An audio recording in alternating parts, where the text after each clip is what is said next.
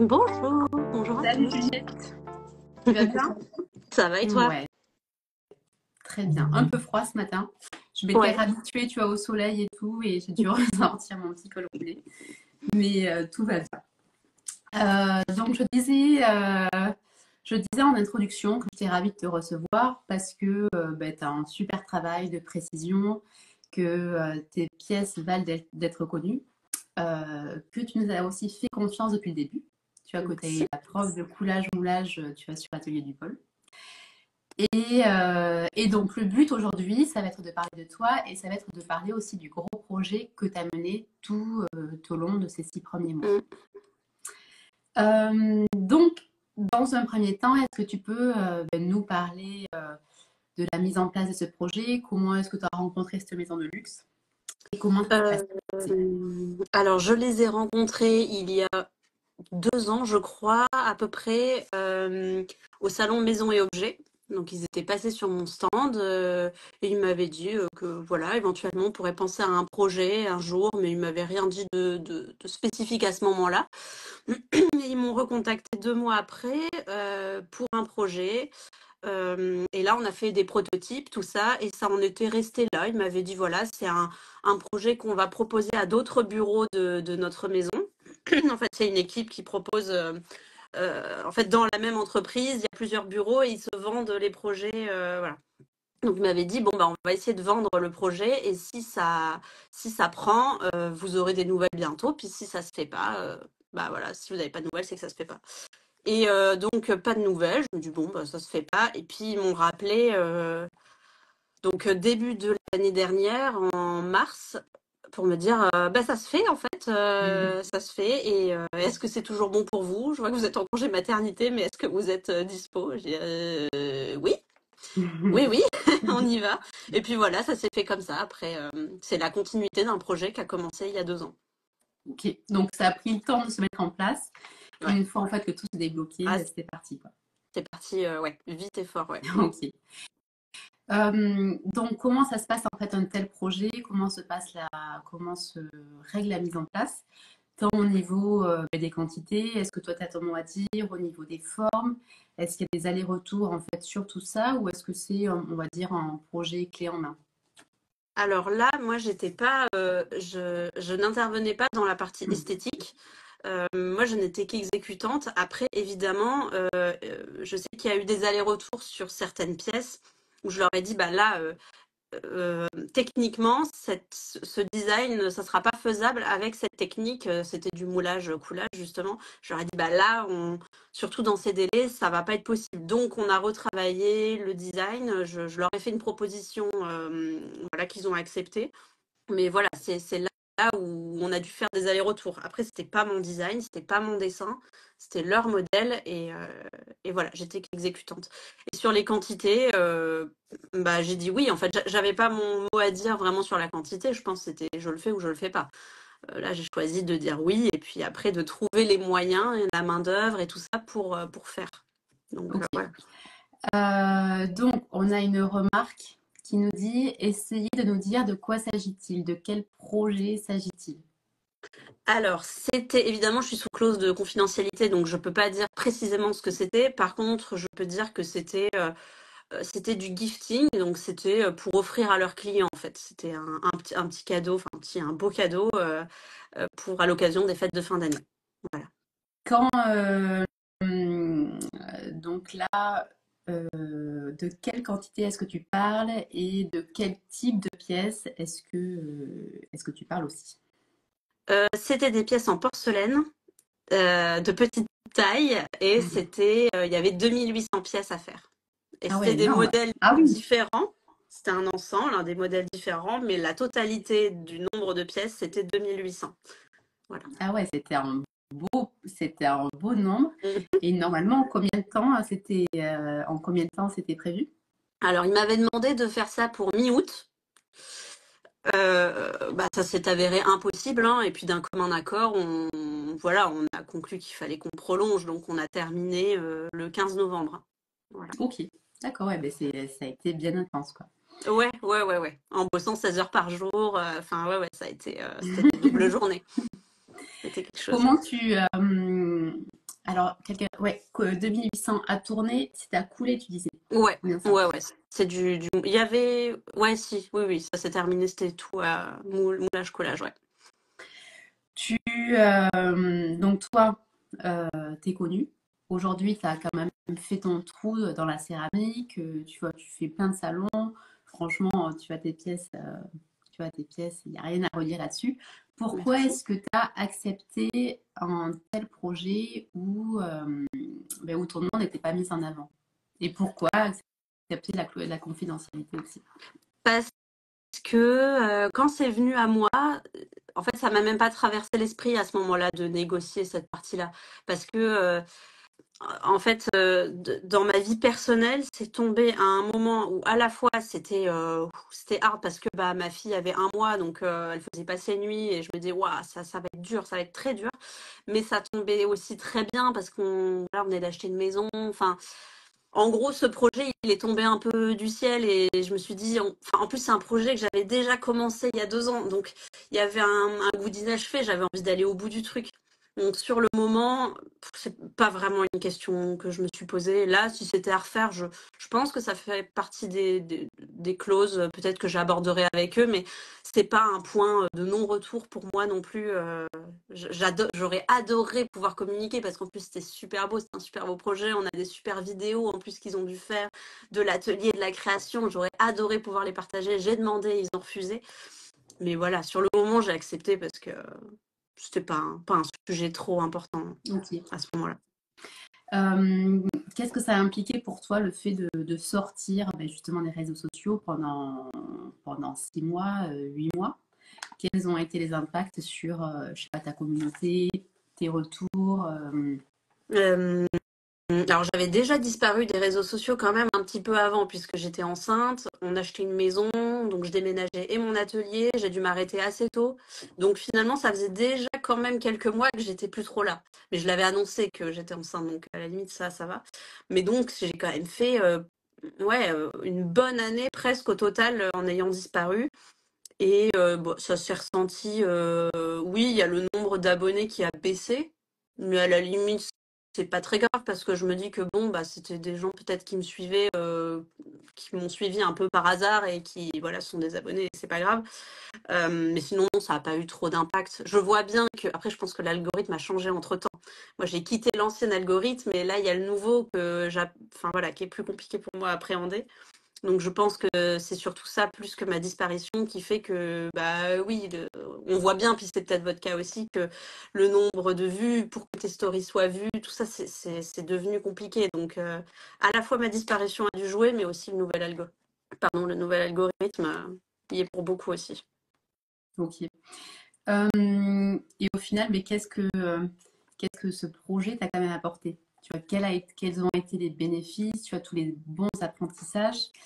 Euh, et, euh, et après, il y avait aussi une question un peu liée, c'était quel chiffre d'affaires est-ce que tu as pu aussi avoir grâce à ça, quoi, ce qui n'est pas négligeable. Alors, oui, bah déjà le chiffre d'affaires, hein, évidemment. Moi, il fallait que je refasse un atelier, donc oui, ça c'est sûr que c'était l'argument premier.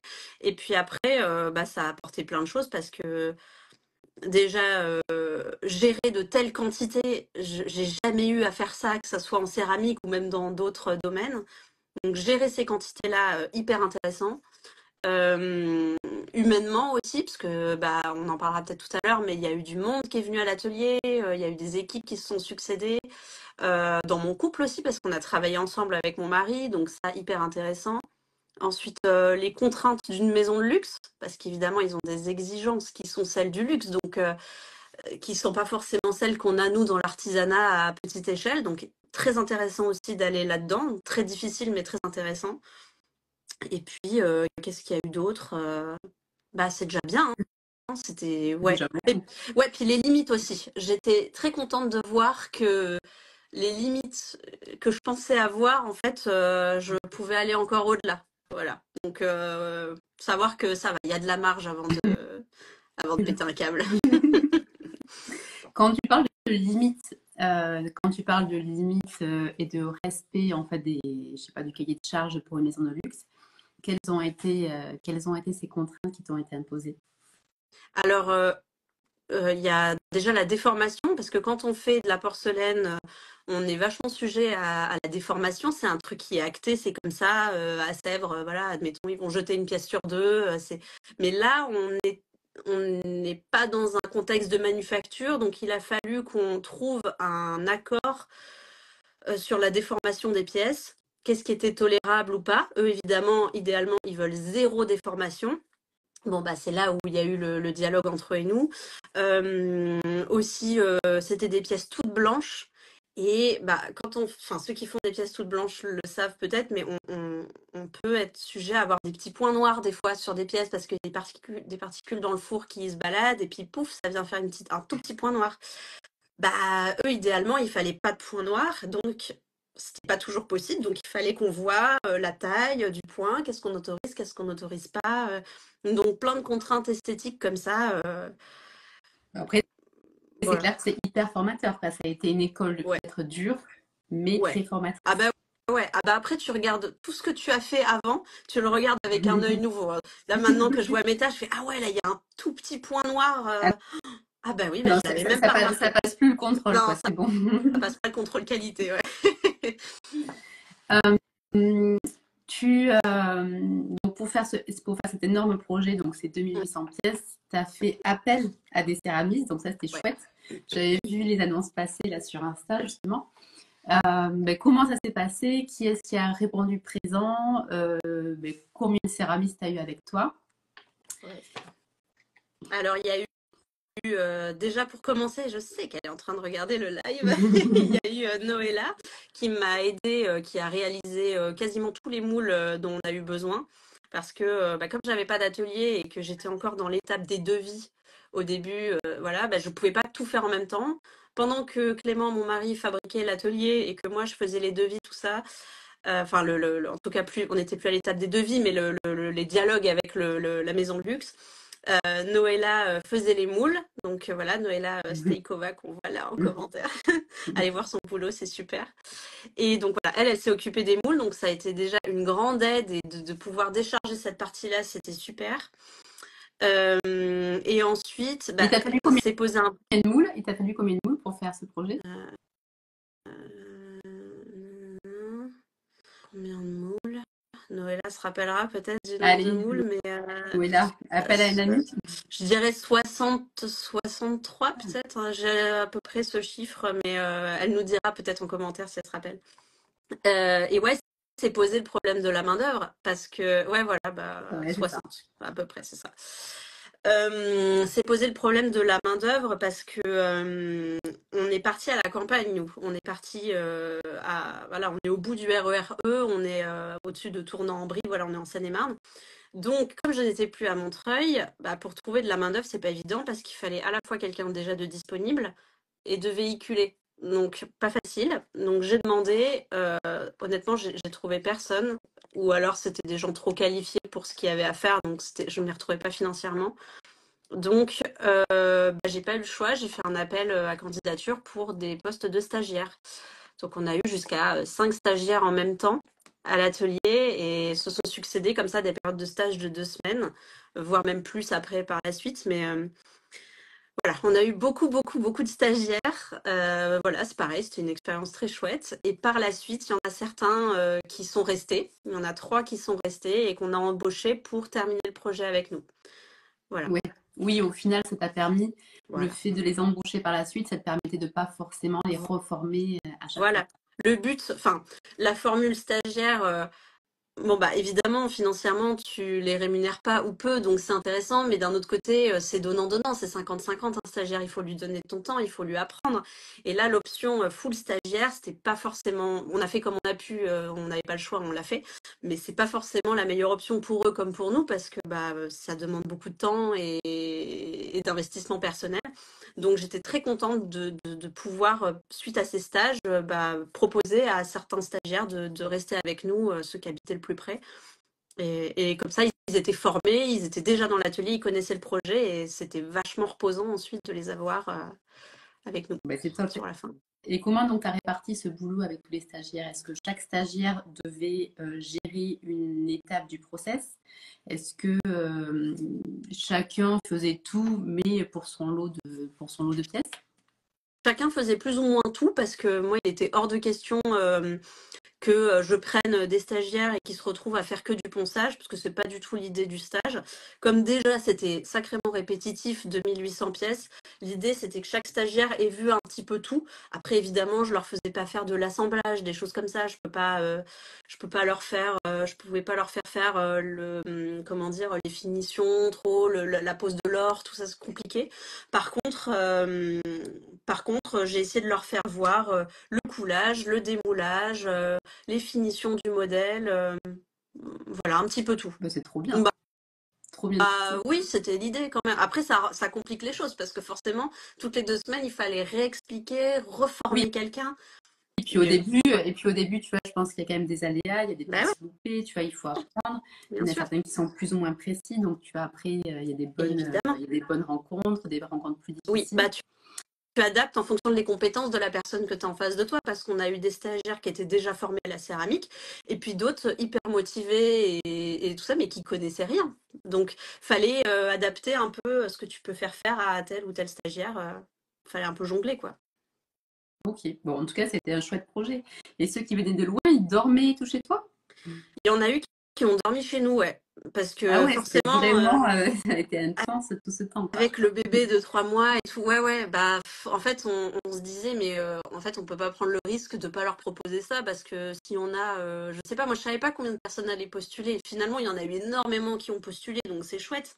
Mais je savais pas trop comment ils allaient pouvoir se loger et tout. Donc, on a dit, bon, bah, écoutez, si vous trouvez pas, en tout cas, sachez qu'on a une chambre de libre et que c'est possible. Donc, ouais, on a eu 2, 3 personnes qui ont dormi là, ouais. Ok. À temps plein sur le Euh, projet. c'est clair, 24 heures sur 24. Ouais. Donc, en tout cas, c'était chouette. Euh, pour clôturer ce projet, toi, qu'est-ce que tu aurais à dire? Qu'est-ce que tu ferais différemment? Quelle conclusion tu aurais à apporter là-dessus? Et je sais pas, et quel conseil, je sais pas si un jour d'autres céramistes veulent se lancer là-dedans. Bah, c'est compliqué de dire ce que je ferais différemment parce que j'ai fait ce que je pouvais dans le contexte qui était le mien, avec un bébé qui faisait passer nuit, enfin, et puis un délai très court. Donc j'ai fait des choix qui évidemment sont pas forcément les choix idéaux, mais j'ai fait comme j'ai pu. Donc non, malheureusement j'ai pas grand-chose à dire sur comment j'aurais pu faire mieux. Et en conseil, bah, je sais pas trop parce que ça dépend tellement des projets. Peut-être si, il y a peut-être un truc, c'est en fait, ce qu'ils attendent de nous et que j'avais pas forcément bien compris au début, c'est que nous, on leur dise aussi quelles sont nos contraintes techniques à nous, ce qui est possible, ce qui est pas possible. C'est vrai que moi, j'ai beaucoup voulu répondre oui à tout ce qu'ils m'ont demandé, alors que bah il y a des fois, j'aurais peut-être pu leur dire bah non, c'est pas forcément, enfin c'est pas possible, et ils auraient dit ah bah ok, très bien, d'accord, c'est pas possible, ils auraient trouvé une autre solution. Donc voilà, plus être très honnête sur notre capacité à nous, ce qu'on peut produire, ce qu'on peut pas faire, et puis voilà, et que ça reste un dialogue entre eux et nous, quoi. C'est pas le client tout puissant qui exige, c'est entre l'artisan et le client, on discute et on trouve des solutions Ouais, ensemble. Voilà. mais c'est bien. C'est vrai que oui, c'est vrai que quelquefois, quand tu te retrouves face à une grande marque où Mhm. tu as, t'oses Bah, pas. Et en fait, tu te dis, t'as envie. Moi, c'est pas que j'osais pas, c'est que j'avais envie qu'ils soient contents le plus possible. J'avais envie de leur dire oui, mais en fait, des fois, bah il vaut mieux pas mettre en danger le projet, même si c'est pas ce qui m'est arrivé, mais il vaut mieux dire non pour être sûr que de dire oui et de pas dormir de la nuit, par mhm. exemple. Voilà. Vaut mieux, vaut mieux mettre ses limites et eux, ils sont contents aussi parce que ça leur met un cadre. Ils attendent de nous qu'on leur donne notre expertise aussi. Donc tu disais que tu étais maman, tu as eu une petite fille là en début d'année. Aujourd'hui, qu'est-ce que ça a changé dans ta vie de céramiste et comment tu allies ton temps de céramiste, parce que maintenant tu reprends aussi Ouais. ta production perso. Comment tu organises ton temps à toi et ton rôle de maman? Elle est chez une assistante maternelle, donc là maintenant elle est gardée, donc je travaille voilà quand elle est chez la nounou, donc ça fait des journées qui sont beaucoup plus courtes qu'avant, parce que le temps d'aller la chercher et tout ça, ça fait des toutes petites journées, mais voilà, j'essaye de, comme elle est encore dans sa première année, j'essaye de profiter un maximum quand même d'être focus sur elle et que quand je suis avec elle, je sois vraiment avec elle, ce qui est pas Pas forcément facile. facile parce que on est tenté de faire un peu des mails. Bon là elle joue, hop, je vais vite répondre à un mail. Enfin c'est difficile. Quand c'est sa propre entreprise et qu'en plus on a comment dire qu'on a des idées sans arrêt, c'est pas facile de se focaliser sur son bébé et de se dire voilà. Donc j'essaye de rester bien avec elle et que quand c'est mon temps de travail, c'est mon temps de travail et je suis full à l'atelier. Et par contre quand je suis avec elle, je suis avec elle. Oh. Voilà. Mais là on se partage le temps aussi puisque mon mari il est aussi à son compte, donc voilà, elle n'est pas gardée le mercredi, ça fait quand même 3 jours par semaine où elle n'est pas gardée, donc on sait que l'idéal serait de rester 3 jours avec elle par semaine à temps plein, mais c'est pas possible, donc on essaye de se partager un peu le temps entre lui et moi, quoi. Ok. Donc tu penses que c'est quand même jouable d'être maman et de continuer Faut à croire être une que oui. super céramiste.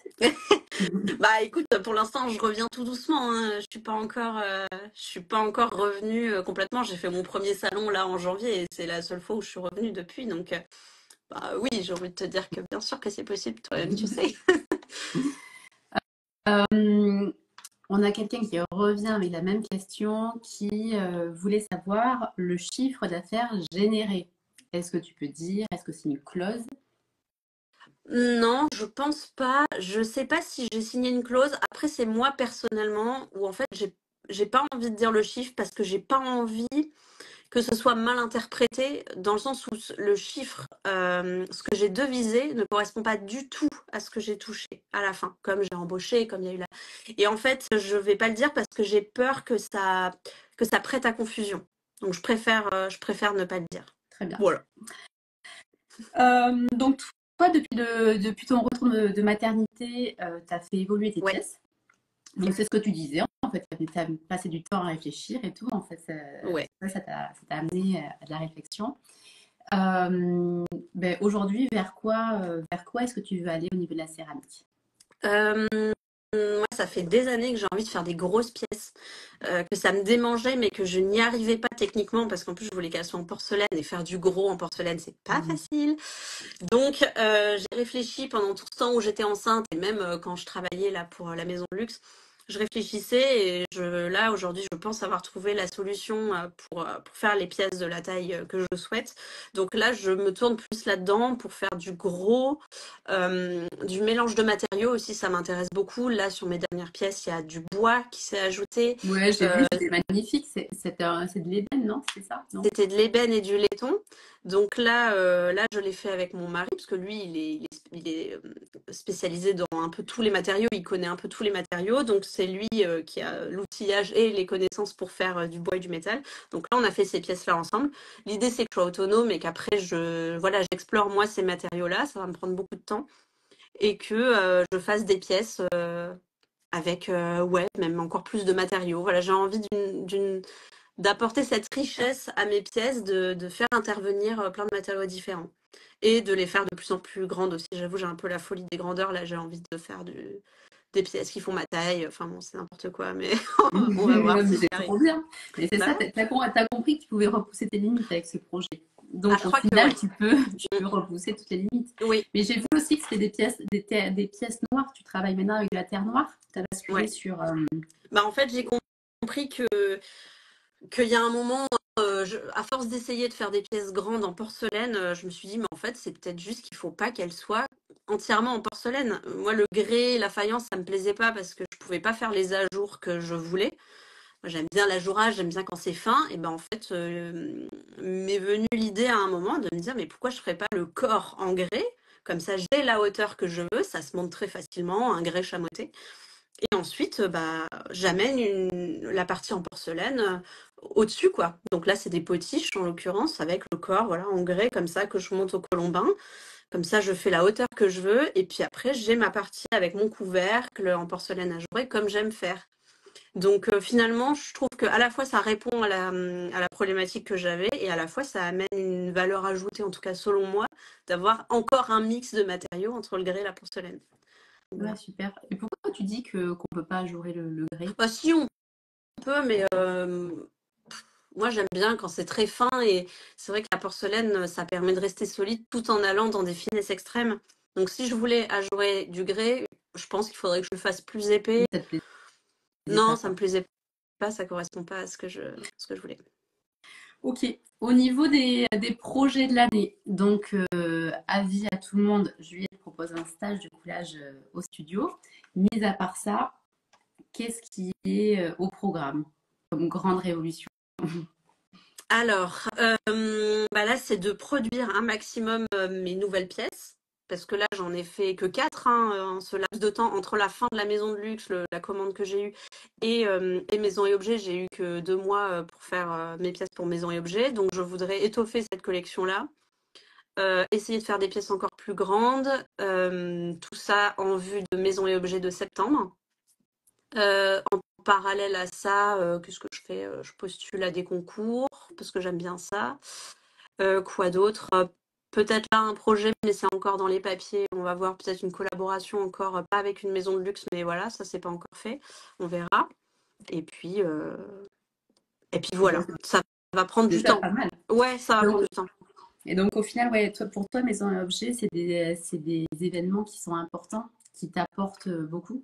Bah, pour l'instant, c'est la meilleure option que j'ai trouvée, en tout cas pour présenter mon type de travail.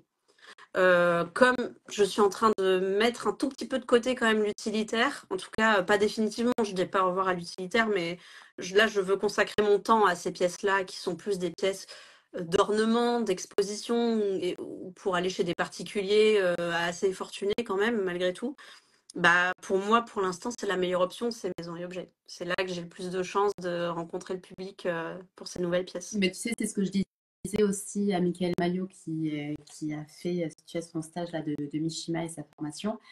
Lui aussi, en fait, il faisait de l'utilitaire et je lui disais, franchement, avec un travail de précision comme ça, tu vas, part sur des pièces uniques. Tu vois,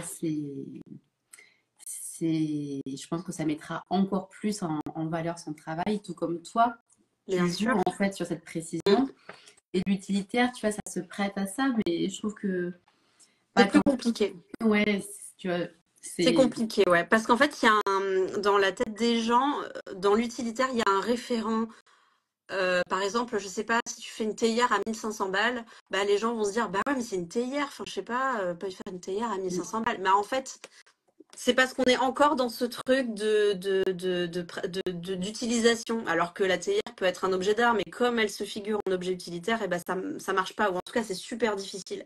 Alors que dès qu'on sort de ça, qu'on va dans du grand, qu'on est dans des choses qui n'ont pas de comparaison financière, et ben on peut être beaucoup plus libre de s'exprimer, surtout quand on a une pratique comme Michael ou même comme moi. Donc c'est Oui, une normal de se pratique, tourner vers ça. oui, une pratique où le travail d'une pièce prend énormément de temps. Tu vois, c'est pas Ah le voilà. travail en série comme on apprendra aussi dans l'utilitaire. Tu vois, Mm. c'est vraiment un travail qui est pensé où la pièce a une valeur, tu vois, Bah inestimable. oui, ouais. Bah en tout cas, on sort de ce truc Oui, de ratio temps passé. voilà, Voilà. la matière Ouais. première. Là, nous, c'est notre main-d'œuvre Mm. qui finalement coûte le plus cher à celui qui achète notre pièce. C'est parce qu'on y passe des jours sur nos pièces. Voilà. Avant de clôturer, une dernière question. Quel grès noir utilises-tu, s'il te plaît?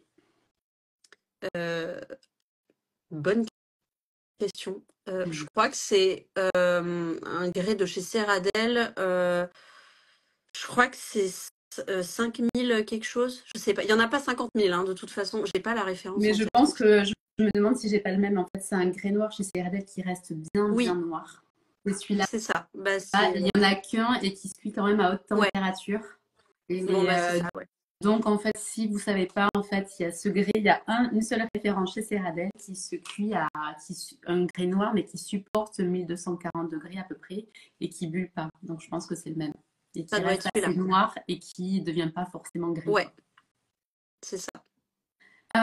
Pour terminer, est-ce que tu peux partager 2 conseils à des personnes qui veulent se lancer dans le coulage?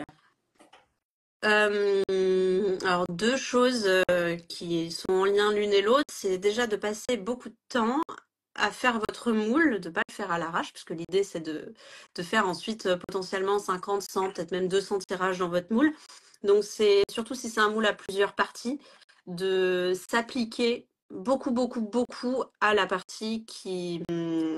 alors c'est compliqué si vous n'avez pas vu la formation, mais en gros, quand on fait deux parties de moule pour une tasse par exemple, on fait deux parties latérales. Il y a ce qu'on appelle le plan de joint, qui est une partie qui va servir à diviser la pièce en deux sur la ligne de dépouille. Et c'est là voilà, qu'on va pouvoir couler la première partie. Donc ça, c'est quelque chose qu'on fait. On fait ça en terre pour suivre la pièce. Et ça prend du temps et il faut le faire extrêmement proprement parce que sinon, c'est des défauts qui se verront après au moment des tirages et qui prendront beaucoup de temps pour faire des finitions. Donc bien s'appliquer, et si ça doit prendre une journée de faire ce truc-là, ça vaut le coup d'y passer du temps. Et ensuite, deuxième conseil, c'est un peu dans le même sens, c'est si vous voulez, à mon sens, faire la différence, c'est de prendre vraiment soin des tirages et de ne surtout pas hésiter à les retravailler, parce que pour moi, le moulage, c'est un outil au même titre que le tour. Quand votre pièce sort du moule, moi je pars du principe qu'elle est très loin d'être terminée. À vous de vous poser la question, est-ce que vous voulez faire une lèvre épaisse, une lèvre fine? Si vous voulez une lèvre fine, peut-être qu'il faut la retravailler sur le tour ou peut-être qu'il faut la poncer. Voilà, posez-vous ces questions-là et essayez de faire les tirages le plus qualitatif possible parce que bah, ça se voit. Un tirage mal fait, ça se voit et c'est dommage. Voilà. Donc pour moi, faut faut passer du temps sur les finitions. Bon, ben, en tout cas, merci beaucoup, Juliette, pour tout. Bravo, franchement, pour tout ce que tu as fait pendant ces 6 mois. Tu vois, j'ai eu un commentaire, un commentaire d'une personne qui me disait, mais comment est-ce qu'elle fait tout ça? Elle a eu son enfant. Moi, déjà, il m'a fallu 6 mois pour émerger après avoir eu un bébé. Et elle, en plus, elle s'est lancée dans une énorme collection comme ça. Non, ça a été dur, hein. Ça a été, évidemment, là, je dis ça après coup, mais ça a été affreux, hein. Aller se coucher à 2h du matin et que ton bébé se réveille à 3h, t'as envie de mourir, hein. Mais bon, là, il fallait le faire, on l'a fait et voilà, on en retire le meilleur après coup, mais sur le moment, ouais, c'était pas facile, évidemment. Ouais, mais en tout cas, bravo pour tout et puis beaucoup de réussite dans tous ces projets que tu vas mener. Merci beaucoup, à vous aussi. Allez, bonne journée et à très vite. Allez, bye bye Juliette, merci. Ciao, ciao.